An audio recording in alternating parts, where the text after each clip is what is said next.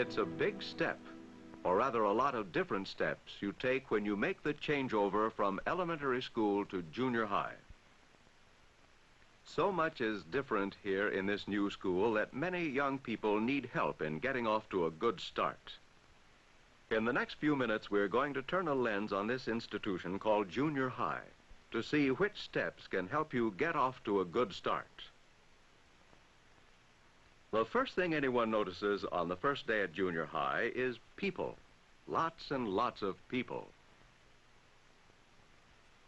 Getting used to the fact that you are one among many and what that will mean to you is a part of making a good start. And what does this much larger group mean to you? It means, happily, that you will have many more opportunities to make friends than you had in the elementary school. It also means that you will be included in something big, a school with its own traditions, its own teams, its exciting long-time rivalries with other schools for academic as well as athletic superiority. You'll probably have your own cheerleaders wearing your school colors.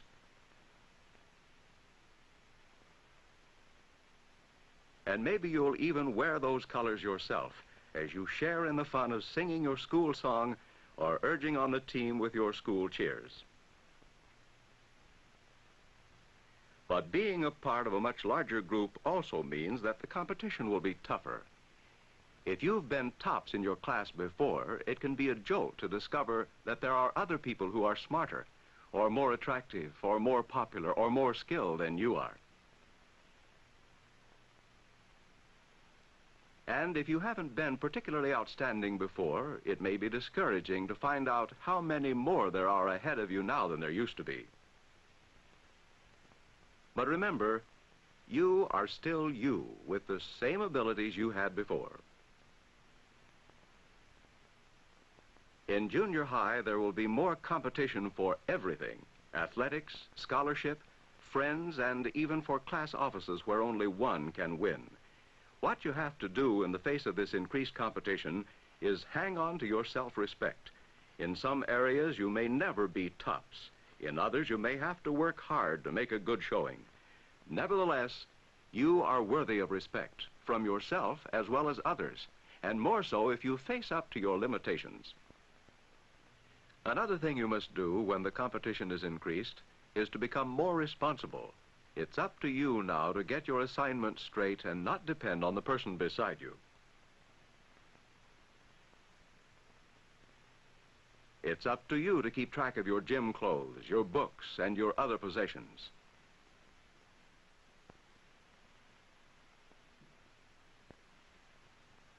It's up to you to get to class on time, prepared for the test or whatever else the teacher has said the period will be devoted to. Since you have a different teacher for every class, it's up to you to look out more for yourself. Your teachers will not be able to spend as much time with each student as they did in elementary school. When the day is over, there won't be anyone who has been watching over you every hour to remind you that you'd better give some extra time and thought to a certain subject. No, your schoolwork in general and your homework in particular become your responsibility. This is your chance to show that you are growing up and can accept responsibility. Going to junior high may also mean greater freedom than you've ever had before. School is often farther from your home than ever before. There is more time for you to be on your own and more chances to prove you're able to take care of yourself. Within certain limits, the greater freedom of junior high will allow you to choose some of the subjects you will want to study. But a word of caution here. The course and the electives you will choose can have far-reaching effects on your future studies and even on what kind of work you'll do when you leave school. You can get helpful advice from your school counselor, who is anxious to talk with both you and your parents about a choice of courses and any other problems you may have. And speaking of problems, they're bound to come up. Maybe you have to check out a certain book or magazine from the library. and you've never been taught or don't remember exactly how to go about finding it. Don't feel shy about asking for help. Ask the librarian to show you how to use the library. I'm supposed to use the magazine index, but I don't know where it is. Well, Tommy, let me show you where it is. Maybe you've been given your first big reading assignment, and you discover that you read too slowly to get all your outside reading done. Tell the reading specialist or your teacher. You shouldn't be ashamed if you have a reading problem. You only hurt yourself if you let it go on when there's help available. Maybe your best friend of elementary school days has taken up with a new crowd and you feel left out and lonely. If this is a problem for you, take a look at yourself to see why you're left out. Usually people group together because they have common interests. If they have a common interest in talking about popular singing stars and that's not for you, be yourself. Find out what is best for you. Broaden your interests. Develop a variety of interests, and you will gradually become a part of a new group of friends.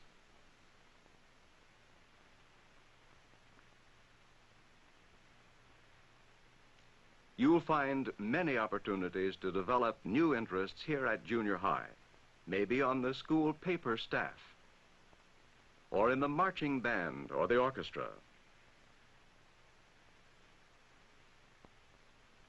or the photography club.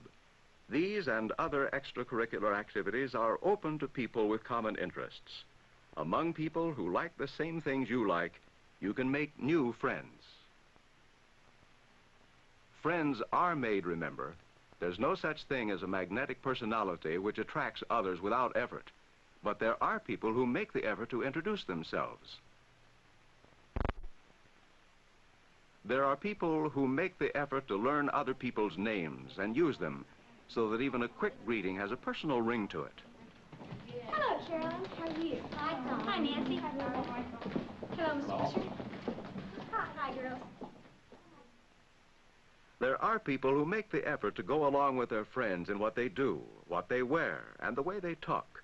And these are the people who usually earn a reputation for having that magnetic personality which is incorrectly thought to be an effortless thing. Of course, nothing smooths the way for a good start like knowing the rules and regulations which apply in this new school. Here's where your handbook comes in. Study the map or the directions for getting to your classrooms. Read the school rules. Isn't it silly to get in trouble over an unexcused absence when the rules plainly tell what is expected of you? Why run the risk of being caught without a hall pass when the rules show you how to get permission to be in the hallways during classes? How are you going to know cafeteria rules, whether to bring your lunch or buy it, unless you've read the handbook, or listened to the teacher when she was telling you, or asked someone? The point is, make sure you know what the rules are. Finding out the rules and following them is just common sense. So is setting up goals for yourself. At this stage in your development, setting up goals means planning for your junior high years a well-balanced program of study, work, and play, no matter what job you do after high school. You will need to know how to work and get along with others. You will need to believe in yourself and what you can do. You will need to be an intelligent citizen.